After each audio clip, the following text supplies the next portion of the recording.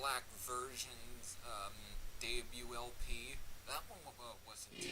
Hello and welcome back to the Nasty Metal Productions channel here at YouTube. And this is Heavy Thrashhead, the guy who runs this channel. And this is pretty much the anniversary of this channel. And of this guy being on YouTube. Now, you'll be thinking, alright, 2 years, right? Or I mean, at least a year. No, about 3 years. Because I started pretty much on the day that you're seeing this video, which is August 6th. And it was back in 2013. And it really wasn't really first, starting as like a collections, type of channel or anything. It was pretty much just me talking about whatever was on my mind, if anything. But I did talk, but it was definitely all metal related. Like the first video, at least the first one, was a track from my other band. At least, yeah, I do music, Ex Morta. But then I decided to actually, do a video talking about the Metal Enterprises label, which was, known for metal exploitation, whatever. Really an obscure label. But we'll definitely get into some of that stuff within these, this 8-part or 9-part video series. Just all, and counting to my anniversary. Last I did do an anniversary video last year, but it wasn't on the day of my anniversary because I forgot. But it was all that.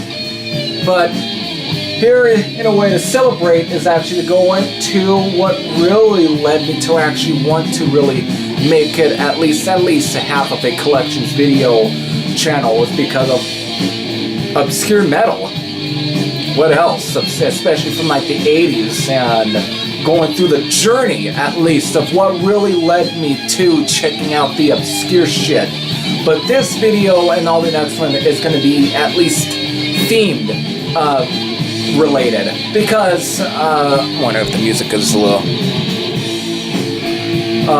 themed, because this video is like kind of talking about YouTube, because this is where I really started checking out the obscure stuff.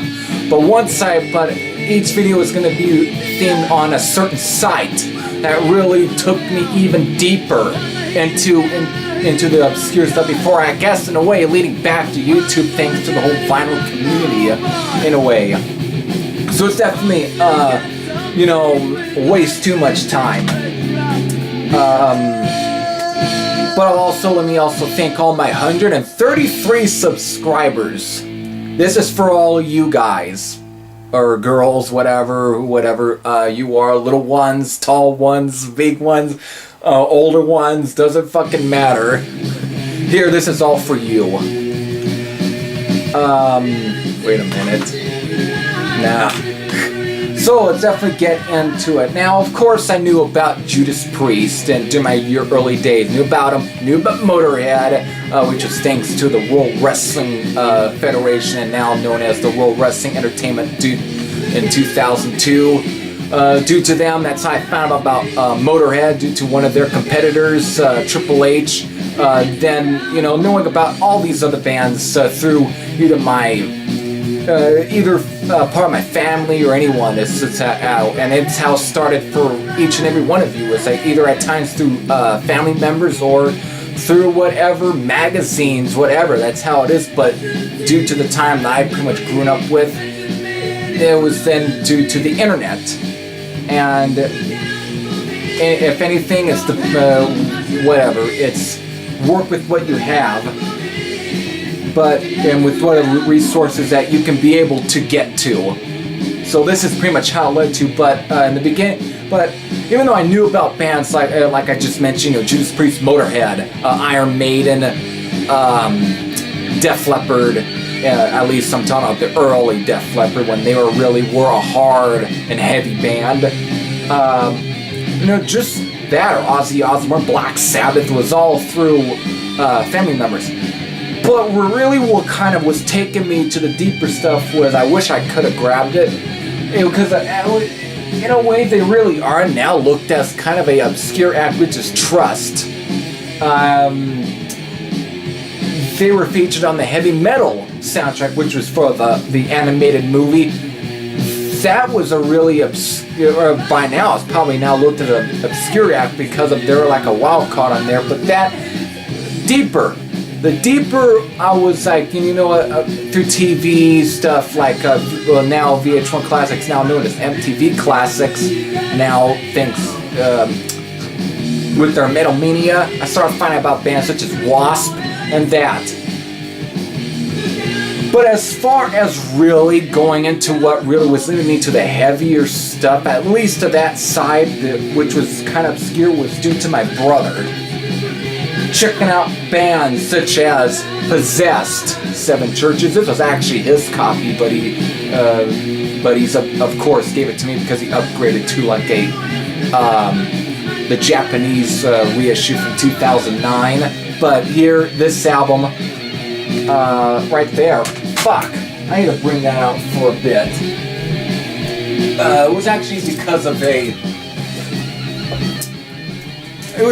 a certain movie, which is, I wish I don't have it out right now, the Trick or Treat film. Also was kind of a gateway to me finding about some other different bands, you know, that I haven't known about. You know, Impaler was in there. Megadeth, even though I knew about Megadeth no matter what. It was the band that really turned me on, that really kind of, you know, started me with Megadeth was actually The World Needs a Hero, and then of course knowing about the track Peace Sells. But in that certain movie, there was a certain band that kind of was sticking out a bit more, even though besides Impaler. But the one band that really stuck out me a bit more was Raven. Well, it wasn't with this particular release.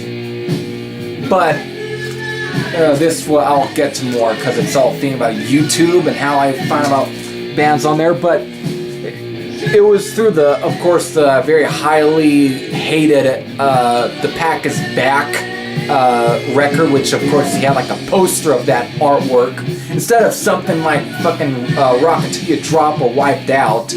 But that's how I knew about Raven, though, was thanks to that movie and of course through YouTube checking out the Mad EP. But again, back to my brother who was turning me on to also stuff like actually I'll tell you that was through, you know, Carnivore and Celtic Frost. However, as stuff passed by the time of 2008, I started finding out bands, you know, such as Dark Angel. This is a bootleg copy because I don't have an original, and trying to find an original is a pain in the ass. Then, you know, let me to check out them with their also We Have Arrived. That's how I started, you know, checking out Dark Angel. It was all in 2000. I was checking out quite a bit of thrash stuff like Violence, Sodom, Destruction. I can't remember if Crater might have thrown in there. I can't remember. All those thrash metal compilation videos that were, you know, taking up quite a bit of YouTube. I remember watching some of those, and that's how it turned me on to some of these other bands, including like Dark Angel. That's how I started, was finding about some of these other thrash bands. Can't think of other ones that were in there, but that's how I also knew about Destruction, which I think was through the Sentence of Death EP. I can't remember what track though, but that's how I did. So let's definitely get to more, because by the time 2008, YouTube was pretty much my only resource to check out some different bands. Now even before then, I also had like a magazine. Yes, the only time I really had a magazine, I kind of knew about other bands. Besides, you know, having like Accept on there and shit like that. But on here, the magazine, there was a certain band also stuck at me by the time of 2008, and it was the Mighty Saxon. Now, in 2008, this was pretty much the beginning of me going through their Saxon, you know, checking out them, which I didn't start listening to music until like December of 2008, but I just, one day on YouTube, I saw a link for a track by Saxon. And everything was like, after listening, like Diamond Head. And yes, the reason I found out about Diamond Head was actually not through Metallica. Surprisingly, it was through my brother talking about Diamond Head influencing Metallica. That's how I found about Diamond Head. So again, thanks to my brother. But here, the minute when I finally checked out something by by Saxon was through a track being on the suggested list. That's on the side of the video where it's all got the selection of videos. There was a Saxon track on there, and it was 747 Strangers in the Night. That's how I found out about Saxon. I liked it, and I started checking out more of the stuff off this album. This was pretty much what, you know, turned me on to Saxon was the Wheels of Steel, and this is the very copy that I purchased back in 2009. This is just a good album, if anything. And then, of course, I then started checking out their first album, Strong Arm of the Law, and I started checking out Power and the Glory, which is a very underrated album by Saxon. So that pretty much was leading me to, until starting checking more stuff on, in still the same year, 2008, through YouTube. It was like watching somebody had uploaded like a documentary of fucking Metallica, and Lars Ulrich went into talking about his influences. He talked about, like, I think he brought up like Tigers of Pantang on there, but he also brought up a certain band that looked really cool due to the logo, and that was Angel Witch. This, of course, was the very album that I ended up checking out. Loved it. This album right here is of course, everyone knows it's a good album. By this point, it's like looked as one of the greatest moments within the whole new wave of British heavy metal scene. But it's got some good tracks there, like Atlantis, White Witch, Confused, Sweet Danger, Free Man, which is a favorite of mine, Angel of Death. But just definitely a starting point. Same year, 2008, through YouTube, started checking out Halloween, of course, popular power metal band. Yeah, you go from new wave of British heavy metal, thrash, new wave of British heavy metal, then power metal. That's how it really was with me. For me, I didn't really know all these subgenre of what it was. I knew, but I was liking it. But I can't remember if it was this particular album that really turned me on to it. I think it was like something off like the EPs or something like that. It had to have been like 90s era, like fucking, what's his name? Michael Kiske, I think was that era. But I do remember checking out Halloween. So by the time of late 2008, like December time, I still was checking out, you know, YouTube and stuff. But then I started kind of diving into more of the straight up heavy metal stuff, which led me to checking out bands such as Anvil, Tank. This was the album that I'm turning on to. Tank. It was on the same video as with Anvil. Real obscure act out of Italy, Stradna Fisna, and just many other bands that were on there. Then Samson was also on there, the band that originally featured Bruce Dickinson. Had a lot of bands that I was just getting turned on to, and I do remember also checking out the German Attack, which my friend Painkiller's a big fan of, but it was through a track off their debut. They were also featured in that same video. Now I can't remember where this band ended up being featured in, but I think the reason I ended up finding about this particular band was through Metallica, actually. Besides also Sweet Savage, but here we've got Savage, of course, with the track Let It Loose. Still, I think like 2008, and I remember then later on I started checking out the actual album Loose and Lethal. Fucking good album. For me, this is just probably even one of the best sounds on the Ebony Records label. Yeah, good one. Deeper we go in now into 2009. I started checking out this certain band right here. Well, I think it was that same video. I had like Tank and them. It had a track by Riot, and it was the track Thundersteel.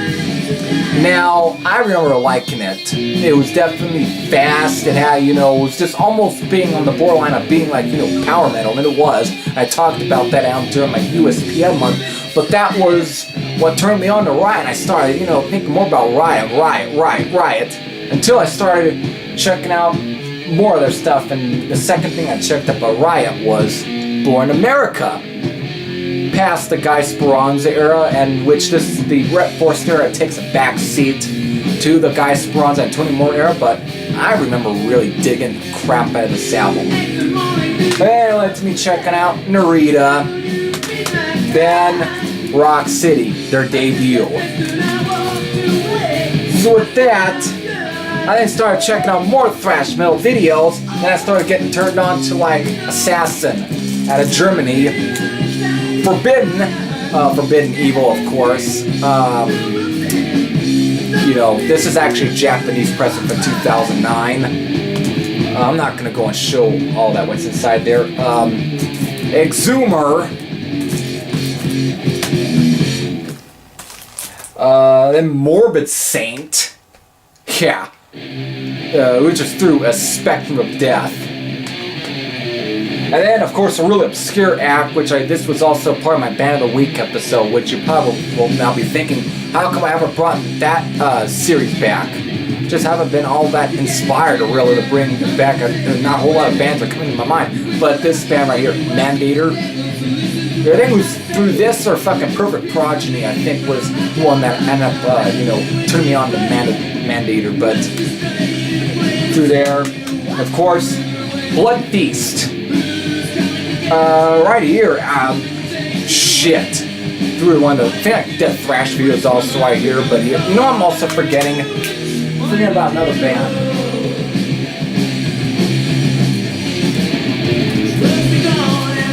Hollow's Eve was also a band through there that I also remember through like YouTube. And of course was actually Tales of Terror was the album that really kind of, just that artwork. Cheesy, but it had a way of sticking with me until I found a certain site, which I'll talk about at the end of this video, which will lead into the next video, which will be featured on that certain site. But here, Hollow's Eve. But then, for me, I would always also go back and forth to all the heavy metal stuff. Because there was a time, I think it was summertime, I believe, I was like checking out stuff by Oz, this very album. And then the album that's playing in the background, where is that? Is it on the bottom? Right? No, that's not it. Oh, where the fuck is that at? Here we go, there it is. There it is. The album that's playing in the background, I also checked around the same time as I checked out Oz, which is, of course, this Witchfinder General with Death Penalty. As you can hear, it's a very Sabbath-inspired band. I know that James Rolfe of the Angry Video Game Nerd actually also mentioning them in one of his last video game reviews. But here, I fucking love it. Just a good album. But then, of course, going back to the whole extreme side of YouTube, with the whole thrash stuff, I then started checking out the death thrash stuff, and then Magnus was brought up, and I remember actually digging this, and for me, the whole longest time, I wanted to check out more about Magnus, and I did. I downloaded this years ago, and now, due to this year, finally actually obtaining this album. And of course, leading to like Holy Terror, and then also went into like even still checking out like some newer bands. At least was like Wolf out of Sweden, and more thrash related stuff through YouTube, such as Municipal Waste. Actually, it was like back in 2008. I also knew about them, but still, due to YouTube, then I also seen that at Rasputin's music back in that time. And then this one. Evil in the Night. Just a lot of stuff. There's another disc I'm kind of forgetting. I also was at here. Also, thanks to YouTube as well, I also knew about Fates Warning, and it was this album. Just seeing that artwork there as well. Exciter was also another band I found out through YouTube, which I do have that very album that turned me on to Exciter. Which is this, Heavy Metal Maniac. Again, a lot of shit right here. It's like all thanks to YouTube. This was really, it was the, you know, the point that really turned me on to a lot of these bands right here. And due to my brother and such, so here you pretty much just got the, at least the first half of my journey to checking out the obscure stuff. And some of these bands, at least a little of these bands, are now not so obscure, but due to YouTube, these were obscure to me because I didn't really know about a lot of these bands, but it was just a good way to really check out some of these bands. I was just liking it. However, in 2009, around November,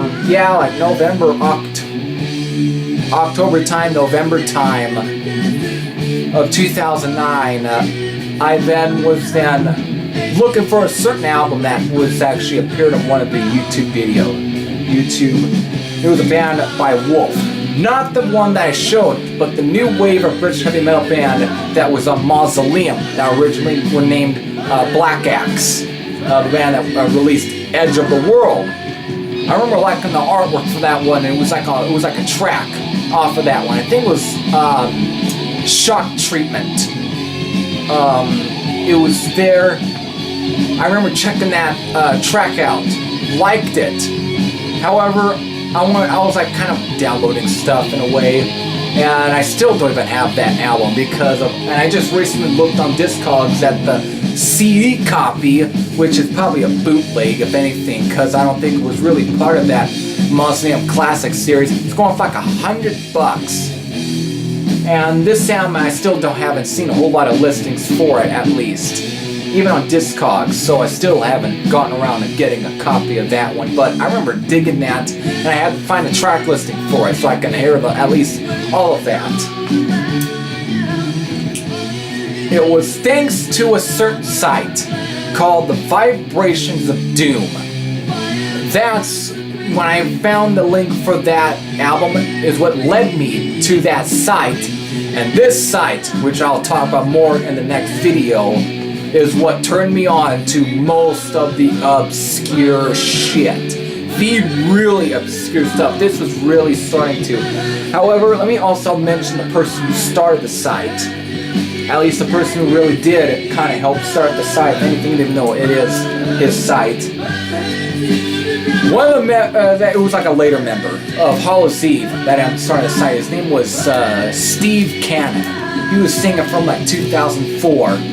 But he started a site. He was a member of, at one point, of Hallows Eve. Started the Vibrations of Doom site and had a little section called Classic Albums.